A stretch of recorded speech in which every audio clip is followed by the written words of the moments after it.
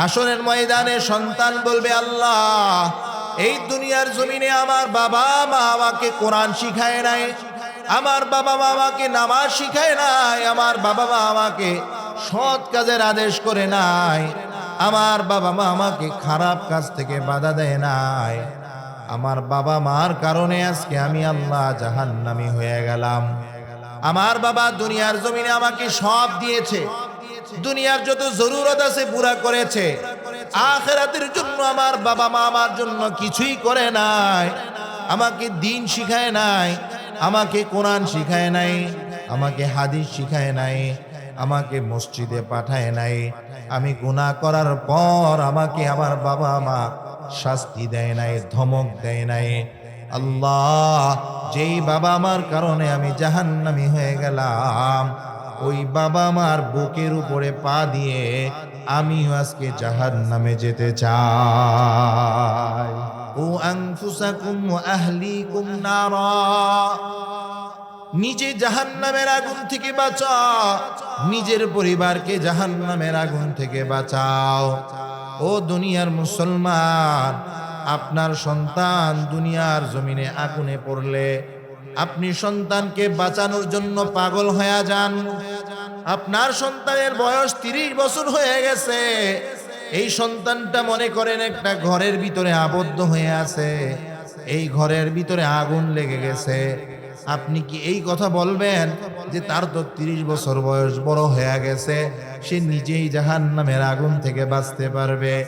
এই কথা না বলে আপনি বলবেন, কে কোথায় আছো, আমার সন্তানকে বাঁচাও, আমার সন্তান আগুনের মধ্যে পড়ে গেছে, আমার সন্তানকে বাঁচাও। ও আল্লাহর বান্দা, দুনিয়ার জমিনে আগুন থেকে বাঁচানোর জন্য আপনি যেমন চেষ্টা করেন, হাসরের ময়দানের আগুন থেকে বাঁচানোর জন্য আপনাকে চেষ্টা করতে হবে। সন্তানকে ফজরের সময় ডাকে না, কি ব্যাপার হুজুর, মাত্র 12 বছর বয়স, 14 বছর বয়স, আর কি নামাজ পড়। এই 14 বছর বয়স, 12 বছর বয়স, এই কথা বলে কি আপনি তাকে স্কুলে পাঠানো বন্ধ করে দেন? যে সে 12 বছরের বয়স, স্কুলে গিয়ে কি পড়বে, এই কথা বলি আমরা? বরঞ্চ পিচ্ছি থাকতেই তার ব্যাগ একটা ঝুলাই দেই। তার যত না বয়স, তার থেকে বেশি বয়স হলো বইয়ের বয়স, তার থেকে বেশি ওজন বইয়ের ওজন। এগুলা বহন করতে করতে সে এমনিই গুছা হয়ে যায়। ঠিক না? ঠিক বলেন। নামাজের জন্য ডাকতে পারে না, বলে বয়স কম, নামাজ পড়ে কি করবে? এই জন্য মুসলমান ইমানদার সন্তানকে নামাজের জন্য আদেশ করা, সন্তানকে জাহান্নামের আগুন থেকে বাঁচানোর জন্য চেষ্টা করা। কারণ আপনার সন্তান যদি জাহান্নামের আগুন থেকে বাঁচে, সে আপনাকে বাঁচাবে। আর আপনার সন্তান যদি জাহান্নামের আগুনে চলে যায়, আপনাকেও টাইনা জাহান্নামের আগুনে নিয়ে যাবে। এই জন্যই কু আনফুসাকুম ওয়া আহলিকুম নারা, নিজে জাহান্নামের আগুন থেকে বাঁচা, নিজের পরিবারকে জাহান্নামের আগুন থেকে বাঁচানো। এ দুনিয়ার মুসলমান, আল্লাহ তাআলা যদি আপনাকে জিজ্ঞাসা করে, বান্দা, দুনিয়ার জমিনে আমি তোমাকে এত নিয়ামত দিলাম, এই নিয়ামত গুলো পাওয়ার পর কি আমল নিয়ে আমার কাছে আসলা, একটু হিসাব দাও। দুনিয়ার মুসলমান, আল্লাহর সামনে দাঁড়াইয়া হিসাব দিয়ে পার পাওয়া যাবে না। আমাদের দেশে সুন্নতে খতনা হলে মানুষ গান বাদ্য করে, গান বাজনা, নাচানাচি, হারাম বেহায়াপনা বেলাল্লাপনার কাজ করে। আলহামদুলিল্লাহ, আপনার একটা নতুন অভিজ্ঞতা, নতুন একটা দৃষ্টান্ত স্থাপন হয়ে গেল আজকের এই মজমা থেকে, যে সুন্নতে খতনা উপলক্ষে শুধু যে গানবাদ্য হয় তা নয়, বরঞ্চ মুসলমানদের যে ধর্মীয় অনুভূতি, মুসলমানদের যে ধর্মীয় বিশ্বাস, ইসলামকে লালন করা, হারাম কাজ থেকে বেঁচে থাকা, এটার প্রমাণ পেশ করলেন আজকের এই মহতি জলসার ইন্তেজামিয়া কমিটি। আমরা সকলে বলি আলহামদুলিল্লাহ।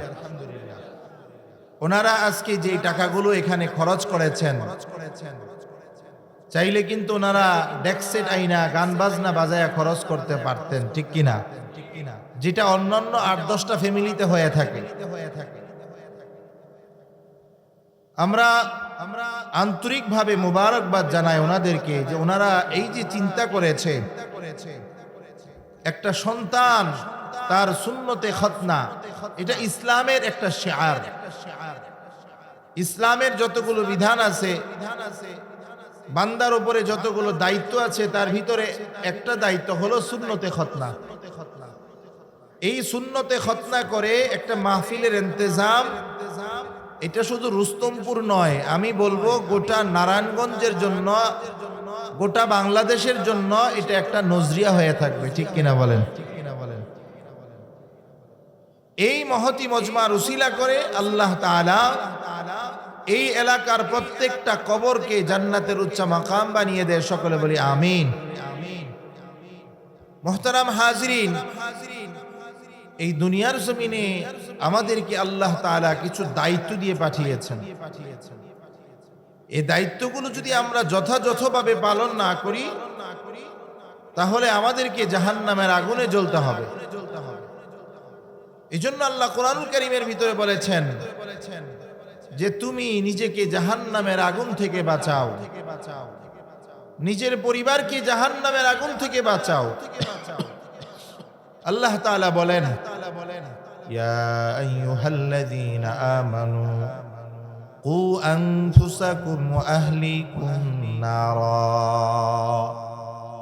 হে ইমানদারগণ, নিজে জাহান্নামের আগুন থেকে বাঁচাও। নিজে কিভাবে জাহান্নামের আগুন থেকে বাঁচবো? জাহান্নামের আগুন হলো এমন একটা আযাব, এমন একটা কঠিন শাস্তি। দুনিয়ার আগুন, এটাকে কিছু হলেও সহ্য করা যায়।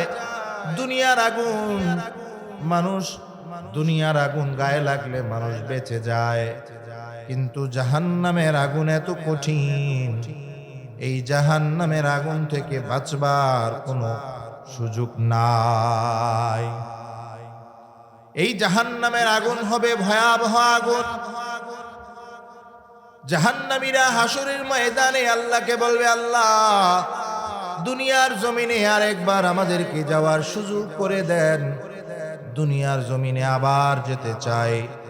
দুনিয়ার জমিনে যদি আরেকবার যেতে পারি মাওলা, এই জাহান্নামের আগুন থেকে আমি নিজেও বাঁচব, আমার পরিবারকেও জাহান্নামের আগুন থেকে বাঁচাবো।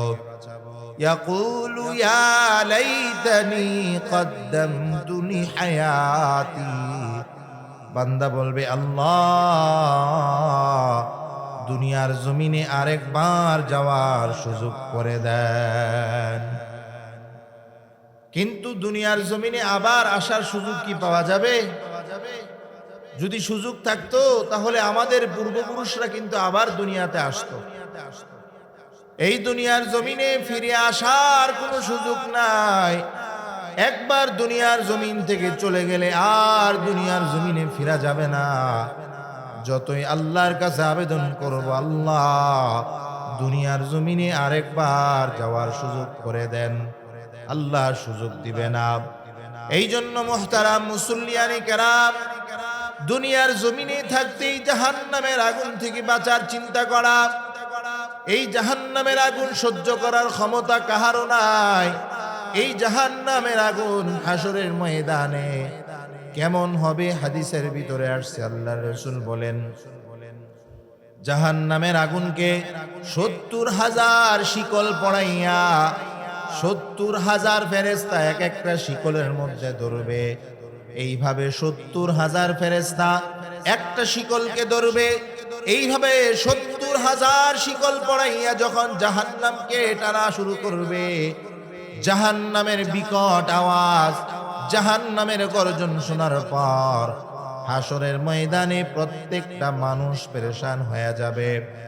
খুদ জাহান্নাম আল্লাহর কাছে বলবে, আল্লাহ, এই জাহান্নামের আযাব থেকে আমাকে বাঁচান, জাহান্নামের আযাব থেকে বাঁচান।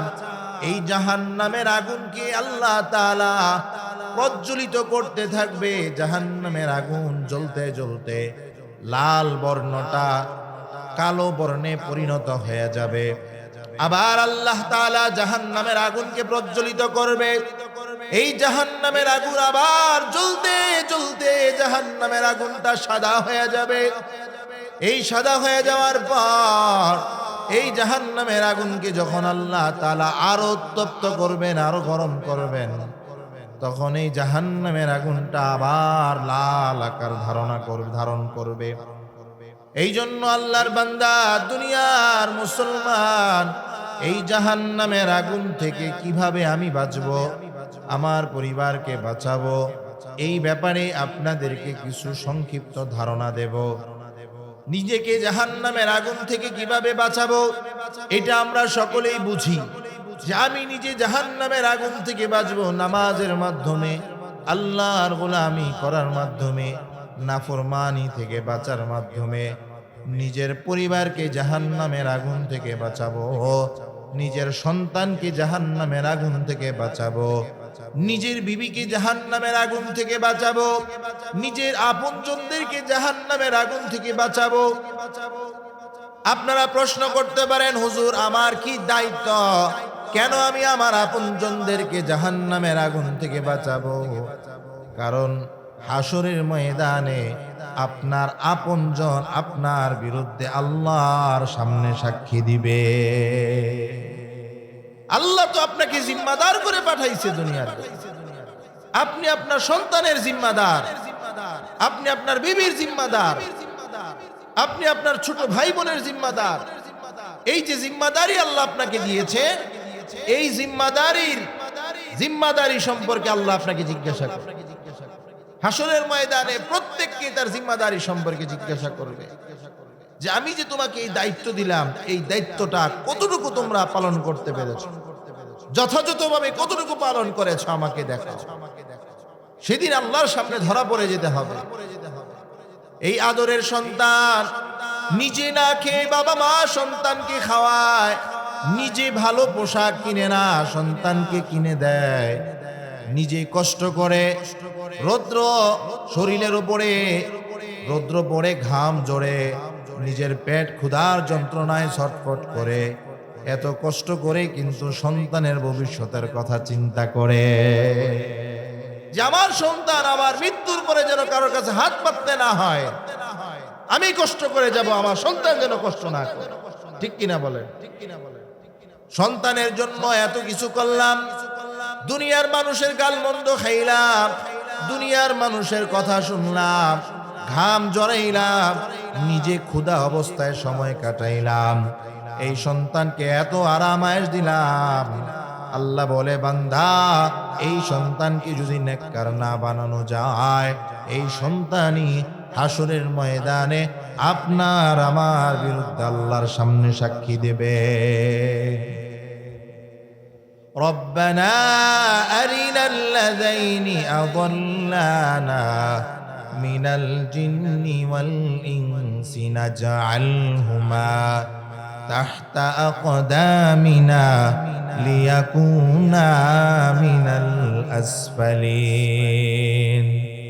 হাসরের ময়দানে সন্তান বলবে, আল্লাহ এই দুনিয়ার জমিনে আমার বাবা মা আমাকে কোরআন শিখায় নাই, আমার বাবা মা আমাকে নামাজ শিখায় নাই, আমার বাবা মা আমাকে সৎ কাজের আদেশ করে নাই, আমার বাবা মা আমাকে খারাপ কাজ থেকে বাধা দেয় নাই, আমার বাবা মার কারণে আজকে আমি আল্লাহ জাহান্নামী হয়ে গেলাম। আমার বাবা দুনিয়ার জমিনে আমাকে সব দিয়েছে, দুনিয়ার যত জরুরত আছে পুরা করেছে, আখিরাতের জন্য আমার বাবা মা আমার জন্য কিছুই করে নাই, আমাকে দ্বীন শিখায় নাই, আমাকে কোরআন শিখায় নাই, আমাকে হাদিস শিখায় নাই, আমাকে মসজিদে পাঠায় নাই। আমি গুনাহ করার পর আমাকে আমার বাবা মা শাস্তি দেয় নাই, ধমক দেয় নাই। আল্লাহ যেই বাবা মার কারণে আমি জাহান্নামী হয়ে গেলাম, ওই বাবা মার বুকের উপরে পা দিয়ে আমিও আজকে জাহান্নামে যেতে চাই। এই সন্তান আপনার বিরুদ্ধে সাক্ষী দিবে।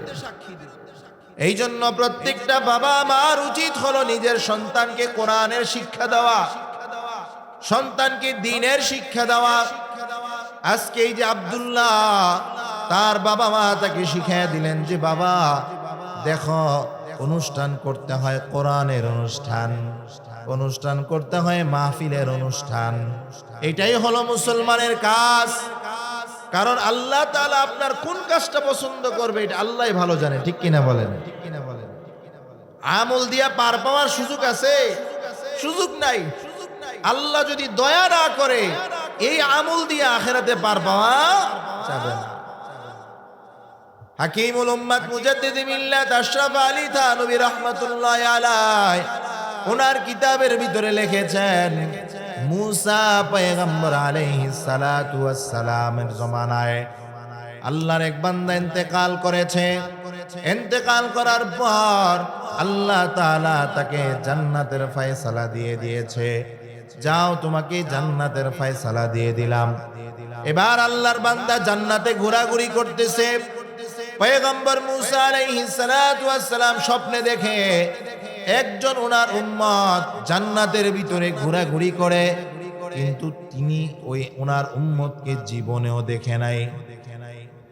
আল্লাহর কাছে মুসা পয়গম্বর বলে, আল্লাহ আমি তো তাকে আমার জিন্দেগিতেও দেখি নাই, সে আমার উম্মত, সে কিভাবে জান্নাতে চলে গেল? আল্লাহ তাআলা বলেন, হে পয়গম্বর মুসা নবিয়ুনা আলাইহিস সালাতু ওয়াস সালাম, আপনার এই উম্মত আপনাকে দেখে নাই, আপনার সাথে সাক্ষাৎ হয় নাই, কিন্তু আপনার এই উম্মত আপনাকে মুহাব্বত করে ভালোবেসে সব সময় মাথায় পাগড়ি পরিধান করেছে। এই মাথায় পাগড়ি পরিধান করার কারণে, আপনার একটা সুন্নত পালন করার কারণে, আপনাকে মুহাব্বত করে একটা আমল করার কারণে আমি আল্লাহ আজকে এই বান্দাকে জান্নাত দিয়ে দিলাম। এই জন্য কোন আমলটা আল্লাহ পছন্দ করবে আল্লাহই ভালো জানে। এই যে আজকের এই মাহফিলটা হতে পারে, এই মাহফিলের উসিলা করে জিনার উদ্দেশ্য করে আজকে মাগফিরাতের দোয়া করা হলো। মরহুম আব্দুল হামিদ সাহেবকে আল্লাহ তাআলা এই মাহফিলের উসিলায় মাফ করে দিতে পারে, ঠিক কিনা বলেন? উনি নেককার সন্তান রেখে গেছে। কিভাবে নেককার সন্তান? আজকের এই প্রোগ্রাম দ্বারা এটা প্রমাণ যে ওনার সন্তান যে নেককার, ঠিক কিনা? যদি দুনিয়াদার সন্তান হতো, এখানে ডেকসেট বাজাইলে আনন্দ কম হইতো না বেশি হইতো? এখন তো মানুষ নাই, ডেকসেট বাজাইলে দেখতেন মানুষ কি পরিমাণ হইত। যদি একটা গায়িকা আইনা নর্তকী আইনা দাঁড় করাই দিত, জায়গা দেওয়া যাইতো? মাইকিং লাগতো, পোস্টারিং লাগতো? কিচ্ছু লাগতো না। এই জন্য আল্লাহ বলেছেন, নিজেকে জাহান্নামের আগুন থেকে বাঁচাও। নিজেকে জাহান্নামের আগুন থেকে বাঁচাইতে হবে, নিজের পরিবারকেও জাহান্নামের আগুন থেকে বাঁচাইতে হবে।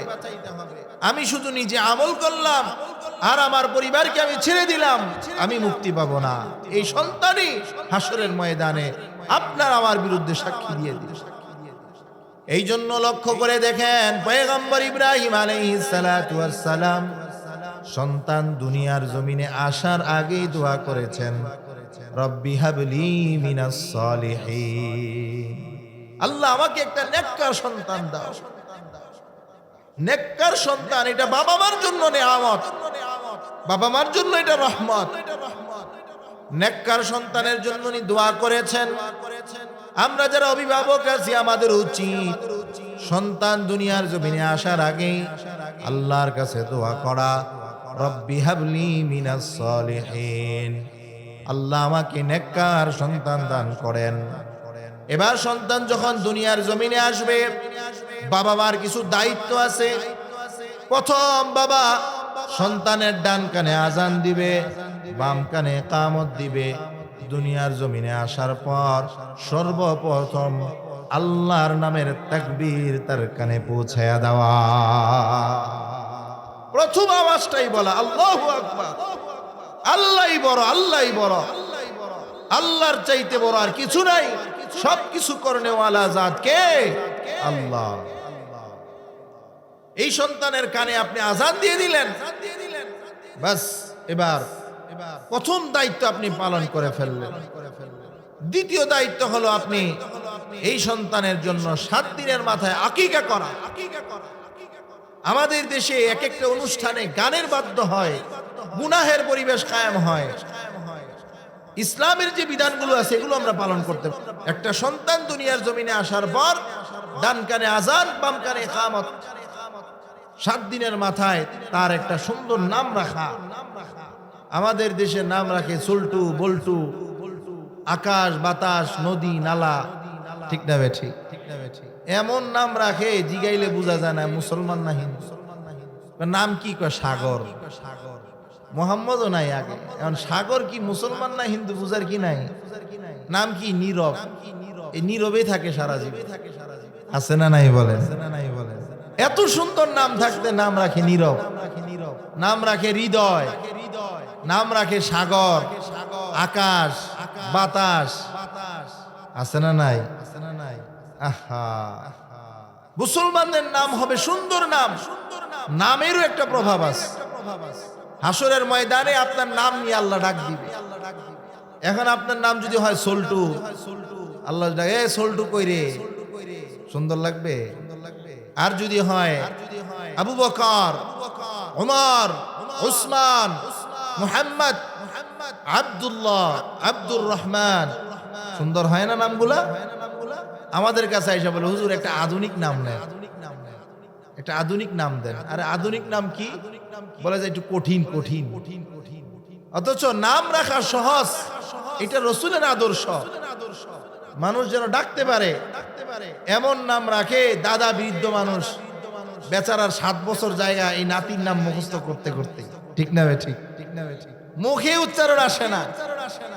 এই জন্য একটা সুন্দর নাম রাখা এটা অভিভাবকের দায়িত্ব। এই আলোচনাগুলো কেন করছি? কারণ আজকের এই মজমাটা যেহেতু একটা ছোট্ট বাচ্চার সুন্নতে খতনা, এই জন্য এই আলোচনাগুলো আপনাদের জানা জরুরি। আকিকা দেওয়া, ছেলে হলে 2টা খাসি বা 2টা ছাগল, মেয়ে হলে 1টা। আকিকা দিলাম, সুন্দর একটা নাম রাখলাম, তারপরে এই সন্তানটার চুলগুলো কামায়া, এই চুলগুলোর ওজন দিয়ে আল্লাহর রাস্তায় সদকা করা, রূপা হোক স্বর্ণ হোক, আল্লাহর রাস্তায় সদকা করা। তারপরে এই সন্তানকে আপনি আস্তে আস্তে লালন পালন করবেন, আদব কায়দা শিখাবেন। সন্তান যখন 5 বছর হবে তাকে কোরআনের শিক্ষা দেওয়া শুরু করা, নামাজ শিখানো। হাদিসের মধ্যে আল্লাহর নবী বলেন, মুরু আওলাদাকুম বিসসালাহ ওয়া হুম আবনাউ 7 সিনিন। সন্তানের বয়স যখন 7 হয়, সন্তানকে তোমরা নামাজ শিখাও। এখন 7 বছরে তো নামাজ পড়ার ব্যাপারে আদেশ করবেন আপনি, তাহলে শিখাইতে হবে আরো আগে থেকে, ঠিক কিনা বলেন? 5 বছর থেকেই সন্তানকে নামাজ শিখাইতে হবে, কোরআন শিখাইতে হবে। আমাদের দেশে আগে মক্তবগুলো চালু ছিল, এখন কিছু কিছু কেজি স্কুল বাইর হইয়া মক্তব বন্ধ হয়ে গেছে, ঠিক কিনা বলেন? আগে দেখতাম ছোট ছোট বাচ্চারা লাইন ধরে ফজরের পরে কি সুন্দর মক্তবে যাইতো। আর এখনকার অবস্থা হলো ইমাম সাহেব মাইক দিয়া প্রতিদিন ঘোষণা করে, এই মক্তবের ছাত্রছাত্রীরা মক্তবে পড়তে আসেন, অথচ পড়তে আসে না, ঠিক না বে ঠিক?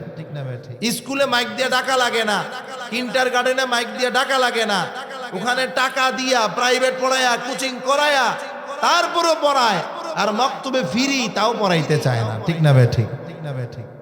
এই সন্তানকে যদি আমি কোরআনের না শিখাই, কোরআনের ইলম না শিখাই, এই সন্তান তো আপনাকে আমাকে জাহান্নামে টেনে নিয়ে যাবে।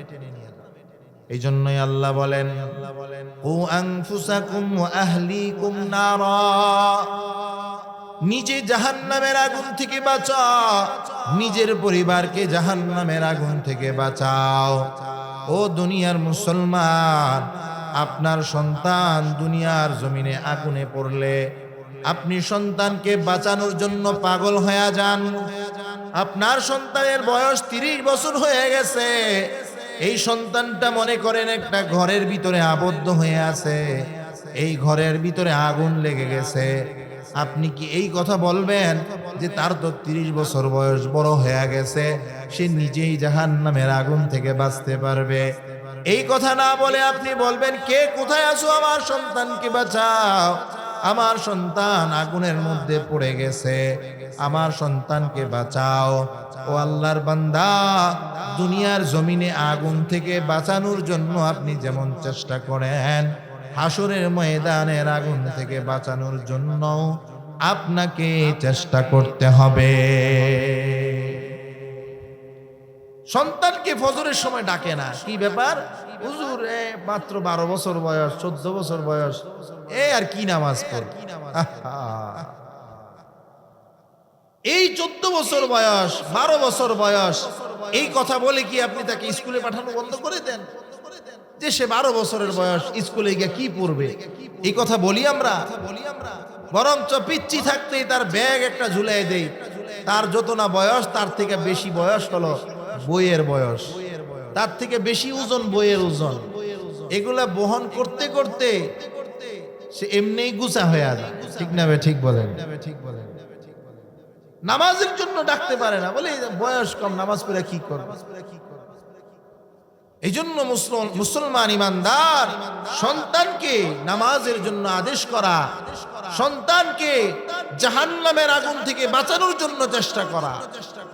কারণ আপনার সন্তান যদি জাহান্নামের আগুন থেকে বাঁচে, সে আপনাকে বাঁচাবে। আর আপনার সন্তান যদি জাহান্নামের আগুনে চলে যায়, আপনাকেও টাইনা জাহান্নামের আগুনে নিয়ে যাবে। এই জন্যই কু আনফুসাকুম ওয়া আহলিকুম নারা, নিজে জাহান্নামের আগুন থেকে বাঁচা, নিজের পরিবারকে জাহান্নামের আগুন থেকে বাঁচানো। এ দুনিয়ার মুসলমান, আল্লাহ তাআলা যদি আপনাকে জিজ্ঞাসা করে, বান্দা দুনিয়ার জমিনে আমি তোমাকে এত নিয়ামত দিলাম, এই নিয়ামত গুলো পাওয়ার পর কি আমল নিয়ে আমার কাছে আসলা, একটু হিসাব দাও। দুনিয়ার মুসলমান আল্লাহর সামনে দাঁড়াইয়া হিসাব দিয়ে পার পাওয়া যাবে না।